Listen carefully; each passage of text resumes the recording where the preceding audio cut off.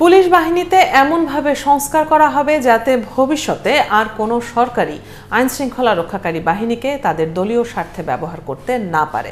দায়িত্ব নেয়ার পর ৭১কে দেয়া বিশেষ সাক্ষাৎকারে এমন প্রতিশ্রুতি দিলেন স্বরাষ্ট্র মন্ত্রণালয়ের উপদেষ্টা ব্রিগেডিয়ার জেনারেল অবসরপ্রাপ্ত এম সাখাওয়াত হোসেন। ট্রাফিক ও আইনশৃঙ্খলা পরিস্থিতি নিয়ন্ত্রণে তরুণ স্বেচ্ছাশ্রমের প্রশংসা করে তিনি বলেন, এই তরুণদের কাজের স্বীকৃতি দেবে সরকার। দেশের কাজে তাদের অংশগ্রহণ নিশ্চিত করতে প্রয়োজনে শিক্ষা কারিকুলামের নম্বর যুক্ত করার প্রস্তাবও দেবেন তিনি। আরও জানাচ্ছেন নাদিয়া শারমিন। আজীবন যানজটের কেন্দ্রবিন্দু রাজধানীর বিজয় সরণি। ট্রাফিক পুলিশেরই হিমশিম খেতে হতো এই সিগন্যাল সামলাতে। এখন দিব্যি সেই সিগন্যাল সামলে নিচ্ছেন scout, girls guide, BSSC, red crescent আর সাধারণ শিক্ষার্থীরা। রাজপথের চালক আর যাত্রীরাও সাদরে মেনে নিচ্ছেন তাদের নির্দেশনা। দিনভর রাজধানী জুড়েই যেন সংস্কার কাজ চালিয়ে যাচ্ছেন শিক্ষার্থীরা। কোথাও সড়কে, কোথাও ভেঙে চুরে যাওয়া থানায়। রাতে সাধারণ মানুষের আতঙ্ক দূর করতে চুরি ডাকাতি ঠেকানোর দায়িত্বটাও তারা নিজেদের কাঁধে নিয়েছেন। স্বরাষ্ট্র মন্ত্রণালয়ের দায়িত্ব নেয়ার পর স্বরাষ্ট্র উপদেষ্টা ব্রিগেডিয়ার জেনারেল অবসরপ্রাপ্ত এম সাখাওয়াত হোসেন জানালেন, তরুণদের এই পরিশ্রমের স্বীকৃতি তিনি নিশ্চিত করতে চান। শিক্ষা কারিকুলামে যুক্ত করতে চান দেশ গড়া ও নিরাপত্তায় তাদের অংশগ্রহণ। পুলিশ যখন আসবে তখন তাদেরকে সার্টিফিকেট দেওয়ানো হবে। পুলিশ হেডকোয়ার্টার থেকে আমরা সার্টিফিকেটের ব্যবস্থা করে দেবো।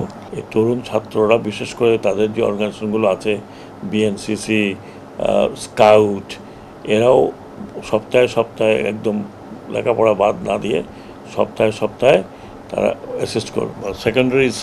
সেকেন্ডারি স্কুল, কলেজ, ইভেন কি ইউনিভার্সিটি, তারা যাতে কারিকুলামের মধ্যে এই এক্সট্রা অ্যাক্টিভিটিটা থাকে, যেটার জন্য তাদের পরীক্ষার সাথে কিছু মার্ক যোগ হবে।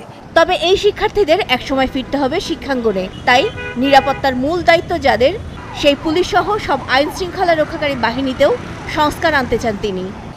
পুলিশ বাহিনীকে খুবই যেইভাবে ব্যবহার করা হয়েছে রাজনৈতিকভাবে, এটা যাতে ভবিষ্যতে কোনো রাজনৈতিক দল বা রাজনৈতিক ব্যক্তি বা ইভেন প্রধানমন্ত্রী, ইভেন রাষ্ট্রপতি যাতে ব্যবহার করতে না পারে, সেই ধরনের আইন, সেই ধরনের ব্যবস্থা আমি ব্যক্তিগতভাবে বলছি, ইনশাআল্লাহ আই উইল ডু ইট, আমি করব।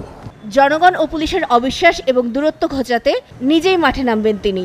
এতদিন বঞ্চিত ও অনিশ্চয়তা নিয়ে কাটানো পুলিশ সদস্যদের মধ্যে যারা কোনো অপরাধে অপরাধী নন, তাদের নিরাপত্তা ও দাবি পূরণে পদক্ষেপ নেয়ারও প্রতিশ্রুতি দেন তিনি।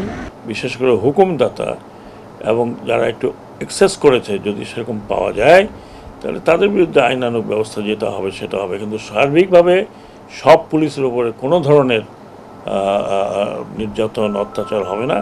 সেনা প্রধানের সাথে কথা বলেছি যে ওই থানাগুলোতে, ইভেন বাইরের থানাগুলোতে সেনাবাহিনী দিয়ে তাদেরকে কিছুদিন রাখা।